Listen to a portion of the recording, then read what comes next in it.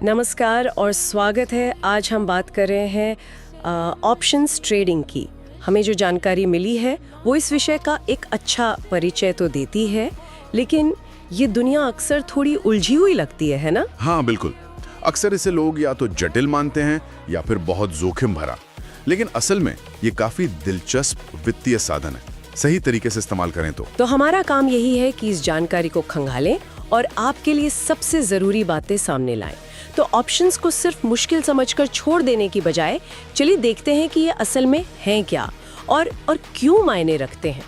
मैंने सुना है इनका कॉन्सेप्ट काफी हद तक बीमा पॉलिसी जैसा है, कुछ ऐसा? हाँ, ये समझने के लिए एक अच्छी शुरुआत है।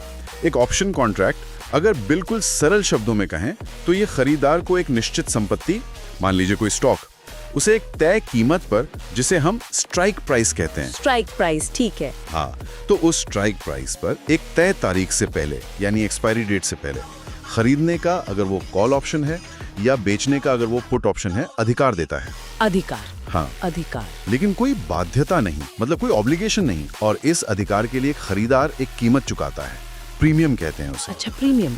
और जो बेचने वाला है वो ये प्रीमियम लेता है और बदले में बाध्यता स्वीकार करता है। मतलब अगर खरीदार ने अपना अधिकार इस्तेमाल किया तो बेचने वाले को वो काम करना पड़ेगा। अधिकार, बाध्यता नहीं, ये अहम फर्क है। हाँ। अच्छा, और इसका इतिहास मुझे लगता है ये कोई बिल्कुल नई चीज तो नहीं है।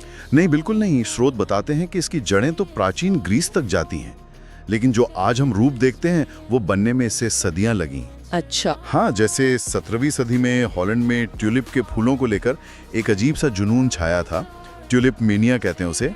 वहाँ किसानों ने अपनी फसल की कीमतों को लॉक करने के लिए इन अधिकारों का इस्तेमाल शुरू किया था। लेकिन हुआ ये कि जल्दी ये सट्टेबाजी का अड्डा बन गया और फिर बाजार बुरी तरह क्रैश हुआ। ओहो, यानी शुरुआत से ही इसमें ये जोखिम और सट्टेबाजी वाला एंगल जुड़ा हुआ था। हाँ, और उस समय कोई नियम कानून, कोई रेगुलेशन तो था नहीं, तो इसने उसे और बढ़ाया। लेकिन साथ ही इसका जो जोखिम प्रबंधन वाला पहलू यानी रिस्क मैनेजमेंट वाला, उसे भी पहचाना जा रहा था। श्रुत में एक बड़ा दिलचस्प किस्सा है हर्बर्ट फिलर का। हाँ, बताइए। ये 1930 के दशक की बात है। अमेरिका में कांग्रेस जो है वो ऑप्शंस को सट्टेबाजी मानकर बैन करने की सोच रही थी। तो फिलर साहब ने तर्क दिया। जब कांग्रेस ने कहा कि भाई 87% ऑप्शंस तो बिना किसी वैल्यू के बेकार एक्सपायर हो जाते हैं, तो फिलर ने जवाब दिया, अगर आप अपने घर का बीमा करवाते हैं और साल भर आग नहीं लगती, तो आप ये थोड़ी कहते हैं कि मेरा प्रीमियम बर्बाद हो गया। वाह, क्या बात कही, बिल्कुल सही। इसने जरूर सोचने पर मजबूर किया होगा। ये बीमा वाली बात वाकई इसे समझने में बहुत मदद करती है। और इसी सोच ने, मतलब इसी तरह के तर्कों ने मानकीकरण की जरूरत पैदा की, स्टैंडर्डाइजेशन। पहले क्या था, कोई नियम कायदे थे नहीं, हर कॉन्ट्रैक्ट अलग, साइज अलग, एक्सपायरी अलग, शर्तें अलग, बहुत कंफ्यूजन था। हाँ, मुश्किल होता होगा ट्रेड करना, बहुत ज्यादा। फिर 1973 में Chicago board options exchange CBOE बना और उसने सब कुछ स्टैंडर्डाइज कर दिया। मतलब कॉन्ट्रैक्ट का साइज तय कर दिया। आमतौर पर 100 शेयर का एक कॉन्ट्रैक्ट होता है। 100 शेयर, ठीक है। हाँ, एक्सपायरी की तारीखें फिक्स कर दी, नियम बना दिए। इससे हुआ ये कि व्यापार करना आसान हो गया, पारदर्शी हो गया और ज्यादा कुशल, मतलब एफिशिएंट हो गया। तो इस मानकीकरण ने इसे आम निवेशकों के लिए भी खोल दिया एक तरह से। चलिए अब आते हैं इसकी कार्यप्रणाली पर, मतलब ये काम कैसे करता है। किसी ऑप्शन की कीमत, वो जो प्रीमियम आपने बताया, वो तय कैसे होती है? ये थोड़ा जटिल लगता है मुझे।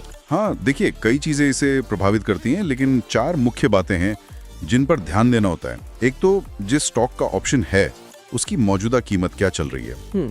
दूसरा, ऑप्शन का स्ट्राइक प्राइस क्या है, यानी वो तय कीमत जिस पर खरीदने या बेचने का अधिकार है। तीसरा, एक्सपायरी में अभी कितना समय बाकी है। समय भी जरूरी है। हाँ, बहुत जरूरी है। और चौथा, जो शायद सबसे महत्वपूर्ण है, उस स्टॉक में भविष्य में कितनी अस्थिरता या उतार चढ़ाव की उम्मीद है, मतलब वोलेटिलिटी। वोलेटिलिटी। हाँ, आमतौर पे नियम यह है कि जितनी ज्यादा वोलेटिलिटी की उम्मीद होगी, ऑप्शन उतना ही महंगा होगा, क्योंकि बड़े मूव की संभावना बढ़ जाती है, चाहे ऊपर या नीचे। ब्याज दरें और अगर स्टॉक डिविडेंड देता है तो वो भी थोड़ी भूमिका निभाते हैं, पर ये 4 मुख्य हैं। ठीक है, स्टॉक प्राइस, स्ट्राइक प्राइस, समय और वॉलेटिलिटी। और इसे खरीदते बेचते कैसे हैं? मान लीजिए किसी ऑप्शन का भाव $2.50 दिख रहा है स्क्रीन पर, तो इसका क्या मतलब हुआ? क्योंकि हमने बात की कि स्टैंडर्ड कॉन्ट्रैक्ट 100 शेयर का होता है, तो $2.50 के भाव का मतलब है कि एक कॉन्ट्रैक्ट खरीदने के लिए आपको प्रीमियम देना होगा 2.50 गुणा 100 यानी $250। ब्रोकरेज वगैरह अलग से। अच्छा, तो भाव को 100 से गुणा करना है। बिल्कुल, बेचने वाले को यही $250 मिलेंगे प्रीमियम के तौर पर। ठीक है, समझ गए। और एक्सपायरी, इसका क्या चक्कर है? ये तारीख कैसे तय होती है? हर ऑप्शन की एक आखिरी तारीख होती है जिसे एक्सपायरी डेट कहते हैं। अमेरिका में इक्विटी ऑप्शंस के लिए ये आमतौर पर महीने के तीसरे शुक्रवार के बाद वाला शनिवार होता है, लेकिन ट्रेडिंग जो है वो शुक्रवार को ही बाजार बंद होने के साथ रुक जाती है। ओके। और ज्यादातर स्टॉक ऑप्शंस अमेरिकन स्टाइल होते हैं। इसका मतलब ये है कि आप उन्हें एक्सपायरी से पहले किसी भी दिन इस्तेमाल कर सकते हैं, मतलब एक्सरसाइज कर सकते हैं कभी भी। हाँ, अमेरिकन स्टाइल में कभी भी। कुछ इंडेक्स ऑप्शंस होते हैं जो यूरोपियन स्टाइल होते हैं, उन्हें आप सिर्फ एक्सपायरी के आसपास ही एक्सरसाइज कर सकते हैं, पहले नहीं। अच्छा, ये भी फर्क है। और मान लीजिए एक्सपायरी आ गई और मैंने कुछ नहीं किया, तो क्या होगा?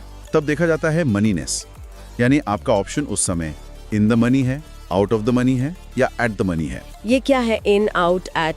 देखिए, इन द मनी या आईटीएम का मतलब है कि ऑप्शन में कुछ आंतरिक मूल्य है। जैसे कॉल ऑप्शन के लिए अगर स्टॉक का भाव स्ट्राइक प्राइस से ऊपर है, मान लीजिए स्ट्राइक 100 है और स्टॉक 105 पर है, तो ये $5 आईटीएम है। पुट के लिए उल्टा, अगर स्टॉक स्ट्राइक से नीचे है। ठीक है, मतलब फायदा हो रहा है अगर अभी एक्सरसाइज करें तो। अब बिल्कुल, तो अगर ऑप्शन आईटीएम है एक निश्चित सीमा से ज्यादा, तो वो अक्सर अपने आप ही एक्सरसाइज हो जाता है एक्सपायरी पर। अगर वो out of the money OTM है, यानी कॉल का स्ट्राइक स्टॉक प्राइस से ज्यादा है या पुट का स्ट्राइक स्टॉक प्राइस से कम है, तो उसमें कोई आंतरिक मूल्य नहीं होता, वो बेकार हो जाता है, जीरो। प्रीमियम गया। हाँ, प्रीमियम गया। और एक होता है एट द मनी, एटीएम, जब स्ट्राइक प्राइस और स्टॉक प्राइस बिल्कुल आसपास हो। आईटीएम, ओटीएम, एटीएम, ये शब्दावली जरूरी है समझना। और एक और चीज जो स्रोत में थी, ओपन इंटरेस्ट, ये ट्रेडिंग वॉल्यूम से कैसे अलग है? अच्छा सवाल है। देखिए, वॉल्यूम बताता है कि आज के दिन या किसी एक पीरियड में कितने कॉन्ट्रैक्ट खरीदे बेचे गए, ट्रेड हुए। ओपन इंटरेस्ट ये बताता है कि उस खास ऑप्शन के, मतलब उस स्ट्राइक प्राइस और उस एक्सपायरी वाले कुल कितने कॉन्ट्रैक्ट अभी भी खुले हुए हैं, मतलब कितनी पोजीशंस अभी बंद नहीं हुई हैं, सेटल नहीं हुई हैं। अच्छा, कुल खुली पोजीशंस। हाँ, तो ज्यादा ओवर इंटरेस्ट का मतलब अक्सर ये होता है कि उस ऑप्शन में काफी लोग दिलचस्पी ले रहे हैं, वो लिक्विड है, उसे खरीदना बेचना आसान होगा, यानी उसमें फंसने का डर कम है। बिल्कुल, लिक्विडिटी का अच्छा संकेत है ओपन इंटरेस्ट। ये जानना जरूरी है ताकि आप किसी ऐसे ऑप्शन में ना फंस जाएं जिसे बाद में बेचना या खरीदना मुश्किल हो जाए। समझ गई। तो ओपन इंटरेस्ट लिक्विडिटी के लिए देखना है। अब आते हैं सबसे दिलचस्प हिस्से पर। ये कीमत, ये प्रीमियम घटता बढ़ता कैसे है? क्या इसका कोई गणित है, कोई फॉर्मूला? हाँ बिल्कुल, इसके लिए गणितीय मॉडल बनाए गए हैं। सबसे मशहूर जो है वो है ब्लैक-स्कोल्स मॉडल। ब्लैक-स्कोल्स, सुना है इसका नाम। हाँ, काफी प्रसिद्ध है। ये मॉडल क्या करते हैं, वो जो हमने कारक डिस्कस किए थे, स्टॉक प्राइस, स्ट्राइक, समय, वॉलेटिलिटी, ब्याज दर, इनका इस्तेमाल करके ये बताते हैं कि एक ऑप्शन की सैद्धांतिक कीमत, मतलब थ्योरेटिकल प्राइस, क्या होनी चाहिए। सैद्धांतिक कीमत? हाँ, और दिलचस्प बात यह है, जैसा आपने पूछा कि क्या ये दिशा पर निर्भर करता है, तो ये मॉडल इस पर आधारित नहीं है कि स्टॉक ऊपर जाएगा या नीचे। है? ये कैसे हो सकता है? मतलब बिना ये अनुमान लगाए कि स्टॉक किधर जाएगा, कीमत कैसे तय होगी? ये थोड़ा काउंटर इंट्यूटिव लगता है, लेकिन ये मॉडल मुख्य रूप से स्टॉक में अपेक्षित उतार चढ़ाव, यानी इम्प्लाइड वॉलेटिलिटी पर फोकस करते हैं। वो इस सिद्धांत पर काम करते हैं कि आप स्टॉक और ऑप्शन का एक ऐसा पोर्टफोलियो बना सकते हैं जो कुछ समय के लिए लगभग जोखिम रहित हो। ये थोड़ा जटिल सिद्धांत है, रिस्क न्यूट्रल वैल्यूएशन कहते हैं इसे। अच्छा। लेकिन इसका सार यह है कि ऑप्शन की कीमत दिशा के अनुमान से कहीं ज्यादा वॉलेटिलिटी के अनुमान पर निर्भर करती है। मॉडल ये बताते हैं कि मौजूदा बाजार की स्थितियों में और वॉलेटिलिटी की उम्मीदों के हिसाब से ऑप्शन का उचित मूल्य क्या होना चाहिए। ठीक है, तो मॉडल एक तरह से फेयर वैल्यू बताते हैं वॉलेटिलिटी के आधार पर, लेकिन असल बाजार में तो कीमतें लगातार बदलती रहती हैं। इन बदलावों को समझने के लिए स्रोत में ग्रीक्स का जिक्र आता है। डेल्टा से शुरू करते हैं, ये क्या बला है? डेल्टा शायद सबसे ज्यादा इस्तेमाल होने वाला ग्रीक है।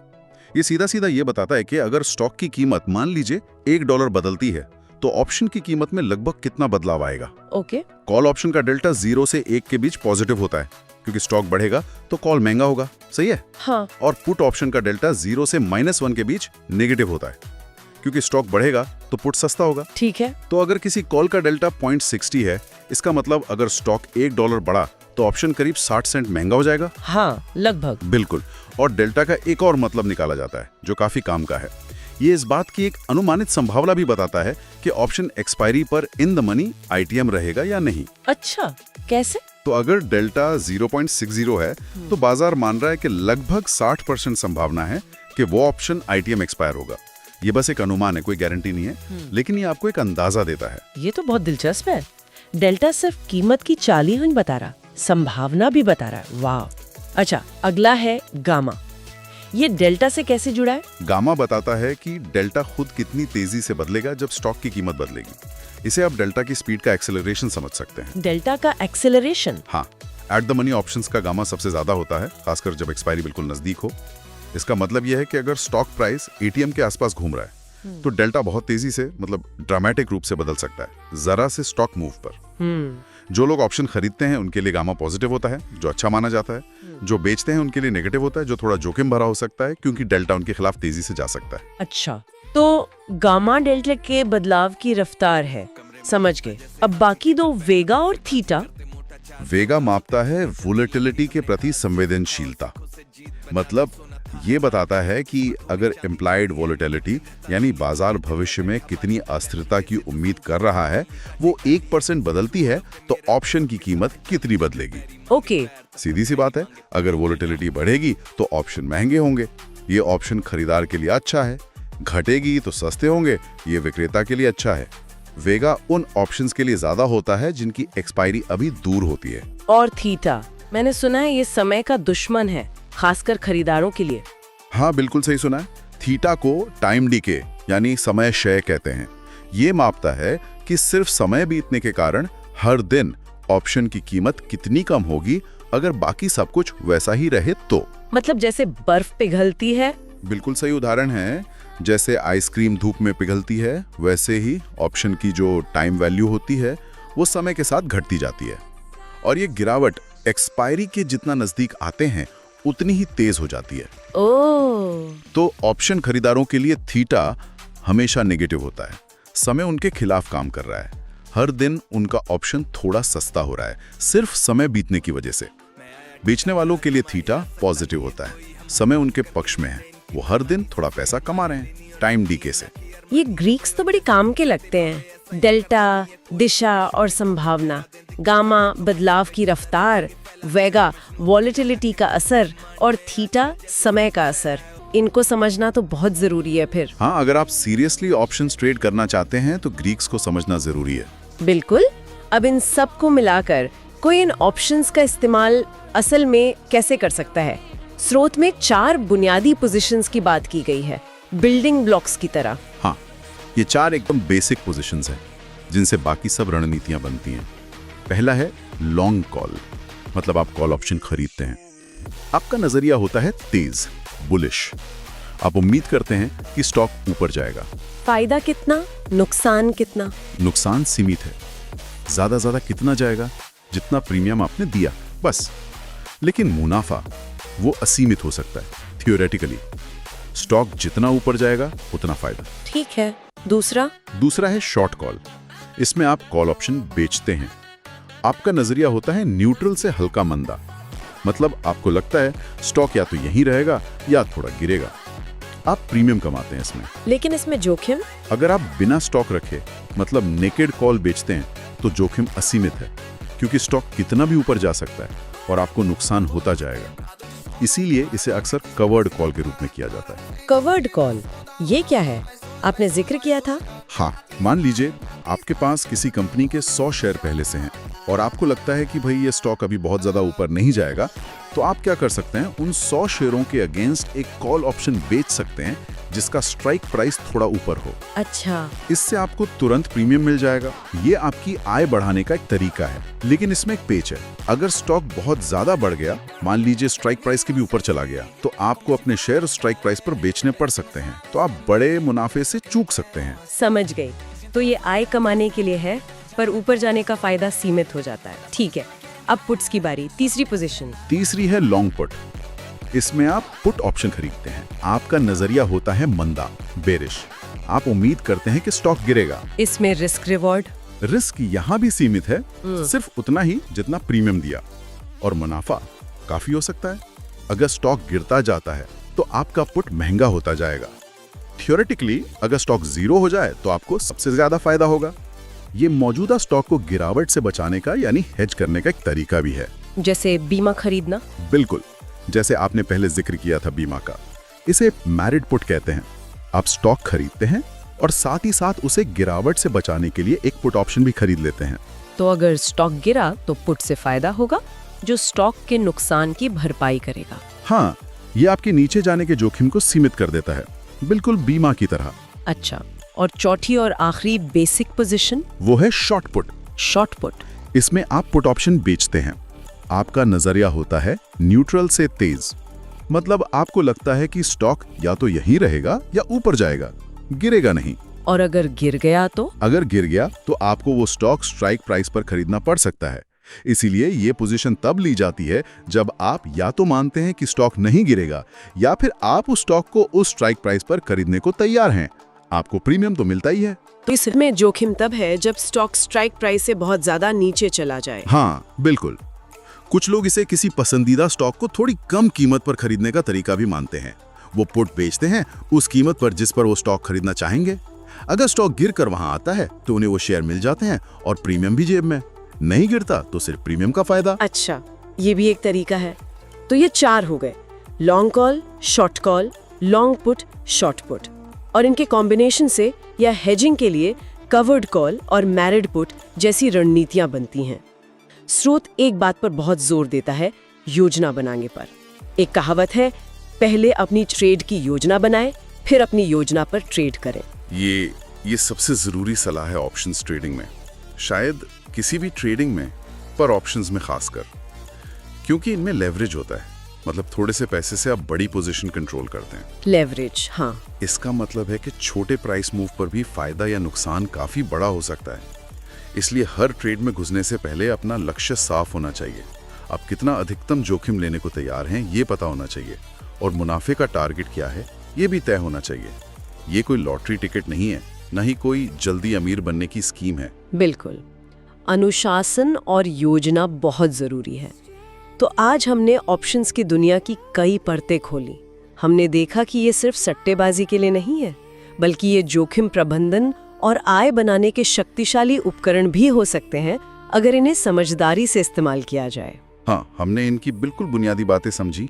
अधिकार बनाम बाध्यता का फर्क, प्रीमियम क्या है, स्ट्राइक प्राइस, एक्सपायरी डेट्स, और वो मनीनेस का कॉन्सेप्ट, ITM, OTM, ATM, और ये भी कि कैसे मानकीकरण ने इन्हें आम लोगों के लिए व्यापार योग्य बनाया। हमने ये भी समझने की कोशिश की कि इनकी कीमत कैसे बनती है, जिसमें वॉलेटिलिटी का कितना महत्व है, और वो ग्रीक्स, डेल्टा, गामा, वेगा, थीटा कैसे हमें कीमत के बदलावों को समझने में मदद करते हैं। और आखिर में हमने वो 4 बुनियादी पोजीशंस देखी और साथ में कवर्ड कॉल और मैरिड पुट जैसी रणनीतियों का भी जिक्र किया। ये दिखाता है कि इन्हें कितने अलग अलग मकसदों के लिए इस्तेमाल किया जा सकता है। सिर्फ दिशा पर बेट लगाने के अलावा भी बहुत कुछ है। तो निष्कर्ष यही निकलता है कि ज्ञान, सही योजना और अनुशासन ये यहाँ सफलता की कुंजी है। बिना तैयारी के इसमें कूदना खतरनाक हो सकता है। बिल्कुल, पहले सीखें, समझें, फिर छोटे से शुरू करें। और जाते जाते एक विचार छोड़ जाते हैं सबके लिए। ऑप्शंस हमें कीमत, समय और अस्थिरता पर अपने बहुत विशिष्ट, मतलब बिल्कुल सटीक विचारों को ट्रेड करने का मौका देते हैं। क्या ये समझ हासिल करने के बाद हमारे रोजमर्रा के फैसलों पर भी कोई असर पड़ सकता है? जैसे अगली बार जब आप किसी महंगे गैजेट के लिए एक्सटेंडेड वारंटी खरीदने या न खरीदने का सोचें, तो क्या आप उसे अब एक पुट ऑप्शन खरीदने के नजरिए से देखेंगे? यानी आप एक प्रीमियम दे रहे हैं डाउनसाइड रिस्क से सुरक्षा के लिए। सोचने वाली बात है ना?